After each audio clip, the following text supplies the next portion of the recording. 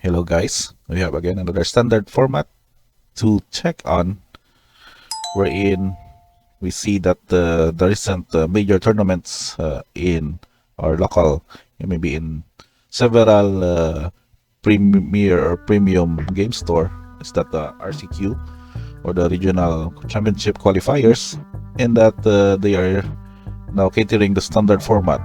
So we have another standard deck here that we can discuss, despite that Las Caverns is already somewhat released several months already, and we are going to expect some changes again with the murders at Carlo Manor. But anywho, we're just going to see this version of the Mardu Aggro by Ian Magali from an RCQ event, and think this is also somewhat of a tribal because of the creature choices here that are basically 37. So we have only lands and creatures to compose this deck, and that it goes with the human tribe setup. And we know that the Cavern of Souls is already back, and it was reprinted back in the format of standard, so it was be able to cater most of these tribal colors. That it's even possible that you can go with a 3-color deck in that kind of list.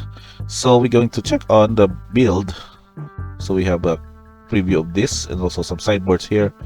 We're going to start off with the 1-drops. Of course, we have several 1-drops here. It's basically 11 in total.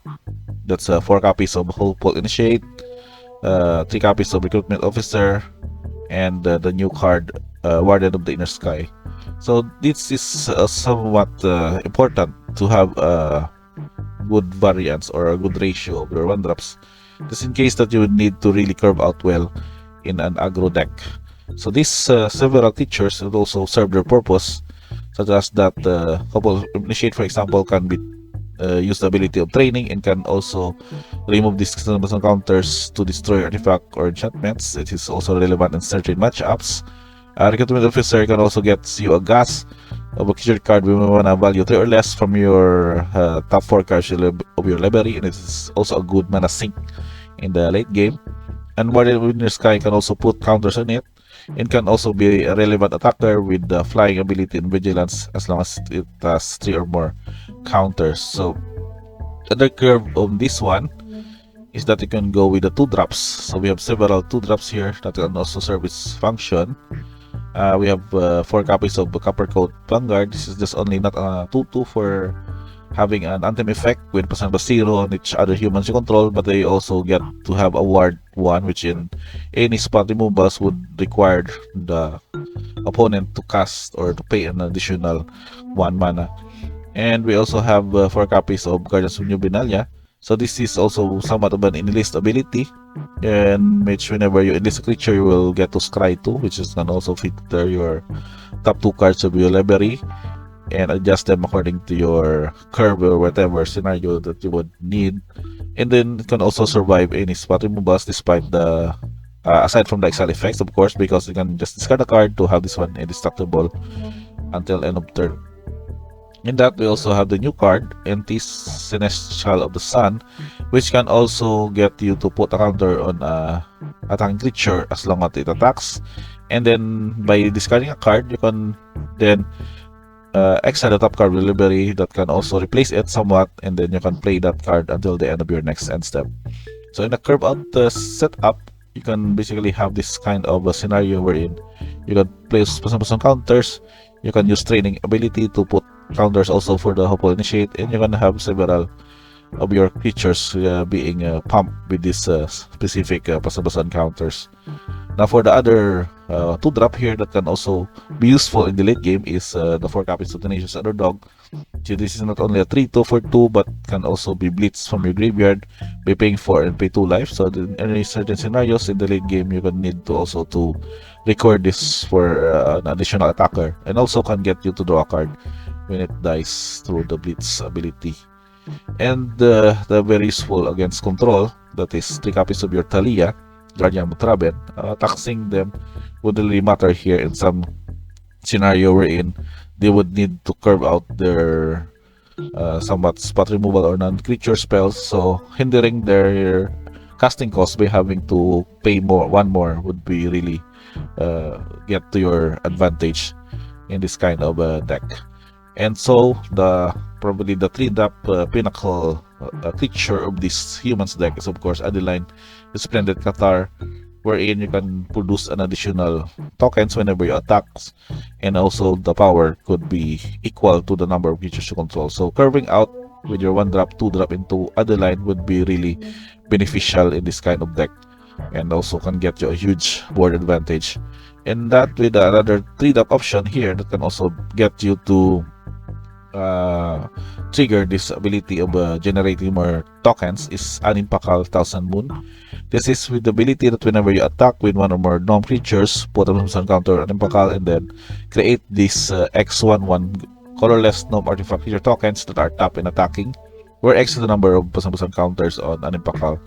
So putting Pasambasan counter would get you to add these tokens, and more so if you have several pump effects such as that of the Capricorn Vanguard, and then the Animpakal will also get an additional pump of its power and also produce an additional Pasambasan 1/1 colorless gnome artifact creature tokens for it.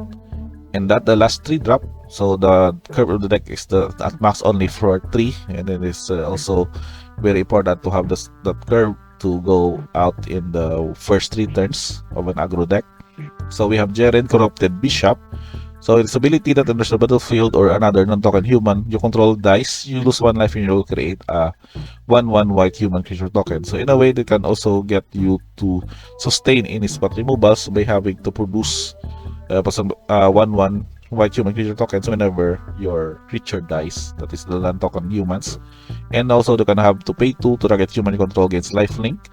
And in your end step, if you have exactly 13 life, you can pay 6 to transform it into an Ormendral the Corruptor. This is a 6/6 demon with flying trample lifelink. Sacrifice another creature, draw a card. So basically it has also its own mid-game setup that can make you into a very good threat by just paying 6 mana to transform Jeren into a legendary demon for this kind of strategy. So that is it for your creatures.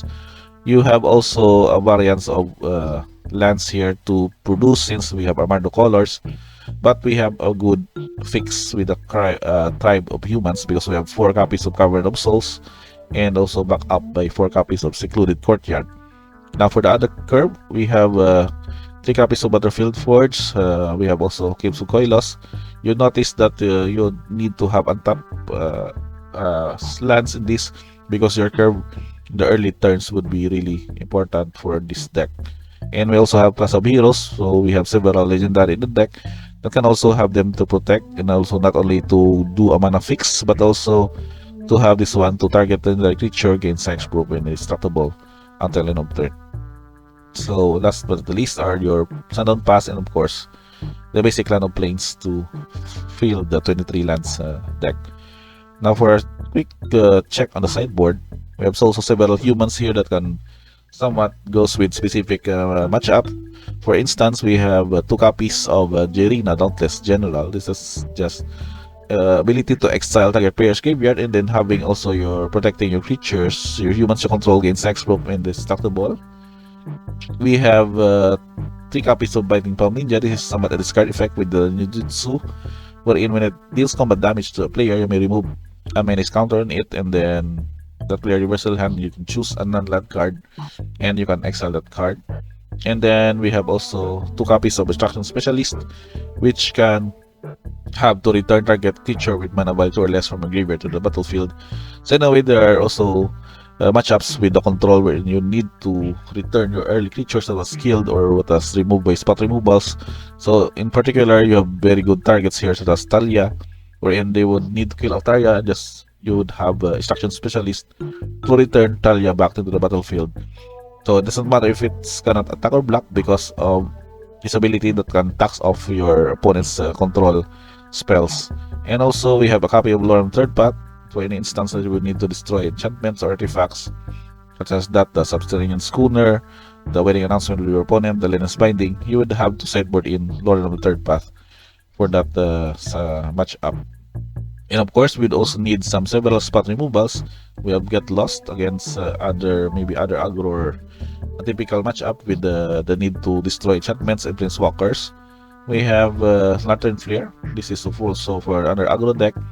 Wherein you can also cleave it for X, but paying 2 is not a drawback here because of your curve that you can generate a lot of creatures, and those creatures can be counted for the number of damage dealt to a creature or planeswalker, and you would also gain X life equal to that number. And last but not the least is 3 copies of an announcement. So, of course, in any grindy matchup, such as that of the mid-range or the control, you would need several of these to produce also human tokens, and can also act as a card draw and the anthem effect with a wedding festivity. And last but not the least is your curve. Average is 1.92, but despite of the 23 lands, it would still curve out well because we would only have an average of 1.92 with the 18 2 drops. We have only 8 for the 3 drops, and not only going farther for that curve. So we have only the maximum of 3 mana cost in the list of this deck. And of course, mana value is going well with the white. We have 32, red is 5, and black is 6. But the curve or the mana fix of the producers is very much be able to cater that setup for the Mardu colors. And the tokens, we have only 3. The Gnome token from Anipakal, humans from the announcement, of course, and Adeline, and the map token from Get Lost. So I guess that's pretty much it for this deck. This is another interesting take for the tribal humans. I have before discussed as a build for this one, but it's also open for us players to do some variants of the tribal deck, because of course we have fix for Cavern and the other tribal land, Secluded Courtyard, that can handle this color fixing. And of course the metagame setup, wherein you would need to also do some adjustments in the build, in which you would not only cater a certain color or 2 color batch for that deck build. And that's pretty much it for this. Mardu Aggro again from Ian Mughal from the RCQ, and I think this is from the US list from MTGA top 8 website posting. Thank you guys for checking in this one. If you don't forget to like, subscribe, and we can also have a little discussion in the comment section if you want to delve more into how this deck would work out in your local metagame or in your daily grinds in MTG Online. Again, thank you guys for watching, and see you in the next video.